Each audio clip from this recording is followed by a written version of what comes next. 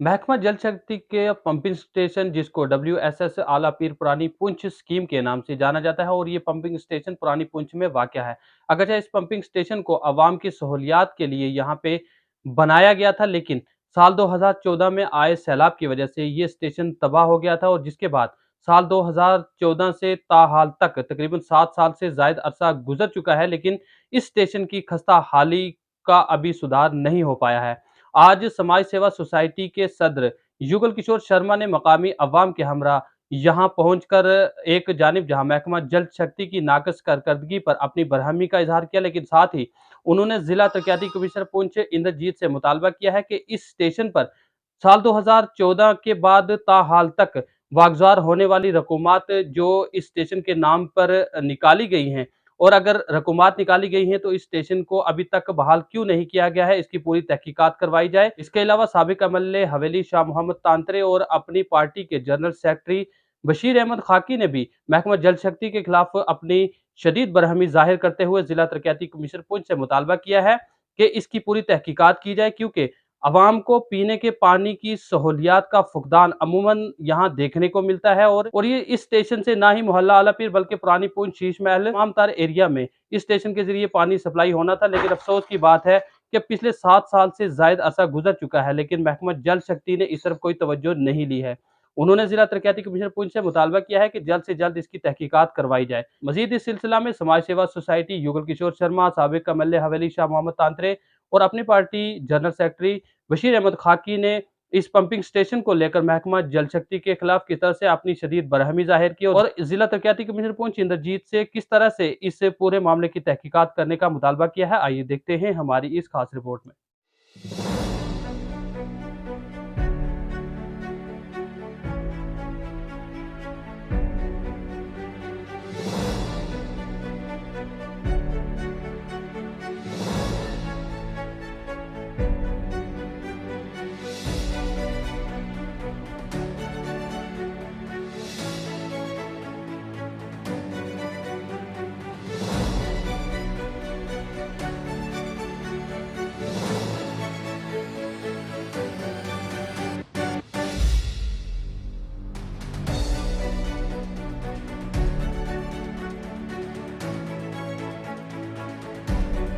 मैं सबसे पहले आपका चैनल का धन्यवाद करता हूं कि जो कि आपकी रिपोर्टिंग ग्राउंड जीरो से शुरू होती है, जिसका बेनिफिट लोगों को मिलता है, पब्लिक को मिलता है।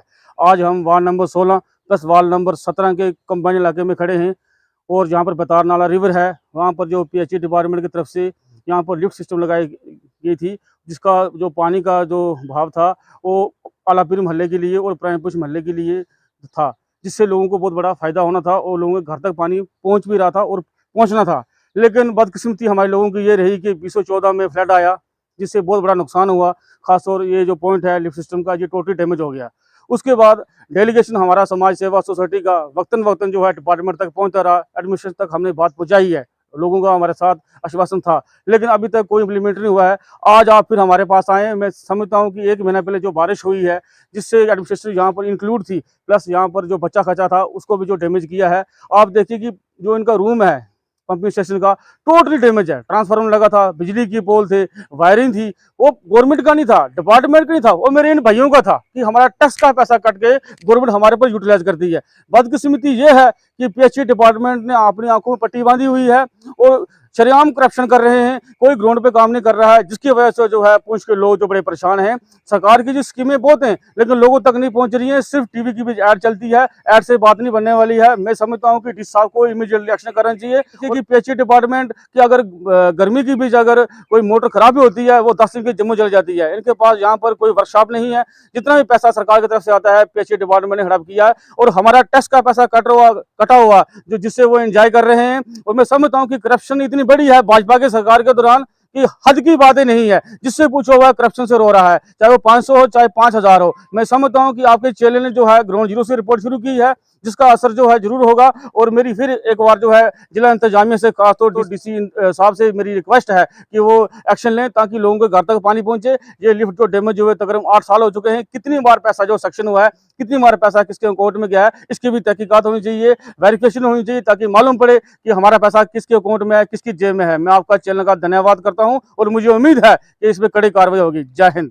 इस बार मैं बड़े दुख से कहना चाहता हूँ कि जो आलापीर और ये पुरानी बुत वाली स्कीम जो यहाँ पे स्टेशन बना हुआ था, जहाँ से पूरे आलापीर एरिया को और शीश महल एरिया को भी और पानीपुर तक ये पानी सप्लाई हुआ करता था इस स्टेशन से। तो आज मैंने भी कई बार अब ये मैंने मुशाहिदा किया है कि वहाँ पे बहुत बुरी हालात है, बड़ी गंदगी फैली हुई है। वहाँ पे कुत्ते और दूसरी ये जानवर जो है अंदर बड़े रहते हैं हमेशा। तो मैं भी गवर्नमेंट से ये इस्ता करना चाहता हूँ, खासा ज़िला तरक्याती कमिश्नर साहब से और पीएचई के एहलकारान और एक्सीन साहब से ये गुजारिश करूँगा, कम से कम इस स्टेशन को तो देखो आकर, यहाँ की सप्लाई जो है, ताकि जो है वो लोगों तक पहुँचे वक्त पर। पानी तो कभी आता ही नहीं है, तो वहाँ पे माकूल इंतज़ाम नहीं है, रहने का नहीं है। वहाँ जो आदमी रहता है कम से कम उसकी भी सहूलियत होनी चाहिए वहाँ पे। इस गर्मी के दौर में पक्का होना चाहिए, बाकी रिहाइश का कोई बैठने का सामान होना चाहिए।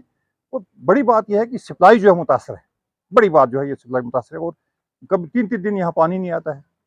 और इस स्कीम को जो है मैं गुजारिश करूँगा कि इसको बुरोकार लाते हुए इसको काबिल कार बनाया जाए और इसको थ्रू प्रॉपर जो है वो लोगों तक पानी तक गुजारिश करूँगा डीसी साहब से कि कम से कम इसकी तहकीकात की जाए।